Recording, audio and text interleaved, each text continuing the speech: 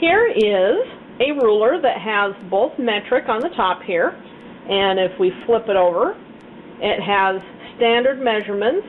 In the lab, make sure that you always use the metric side, not the standard side. Also, another thing to consider, you always want to start right here. You don't want to measure from the end of the ruler, you want to measure from this first beginning line. So let's measure a piece of paper. I'm going to put this down. I'm going to line this up so that my initial mark lines up with the side of the paper.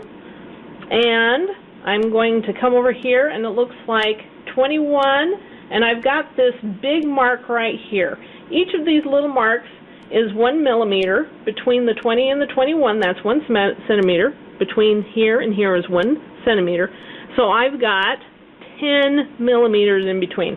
So when I come over here and I've got 21 and I've got this big mark, that shows you where the 5 is. So that is 21.5 centimeters.